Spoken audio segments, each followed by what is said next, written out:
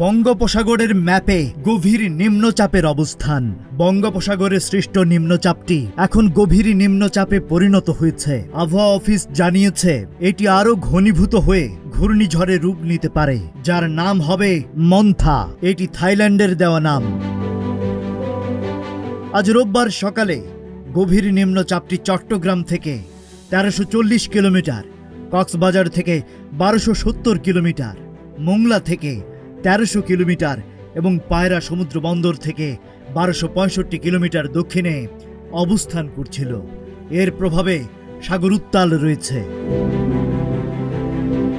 বর্তমানে এর কেন্দ্রে বাতাসের সর্বোচ্চ গতিবেগ ঘন্টায় ৫০ কিলোমিটার, যা ৬০ কিলোমিটার পর্যন্ত বৃদ্ধি পাচ্ছে। তাই দেশের সব সমুদ্র বন্দরকে ১ নম্বর দূরবর্তী সতর্ক সংকেত দেখিয়ে যেতে বলা হয়েছে।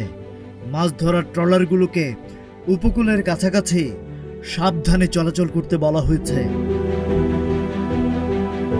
এদিকে শক্তিশালী বৃষ্টিবলয় আঁখি ধেয়ে আসছে।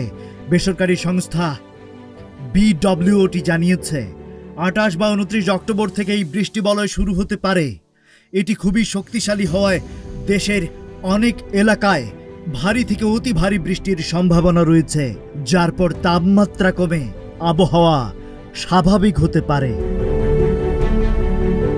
Rajib Raihan, news flash 71।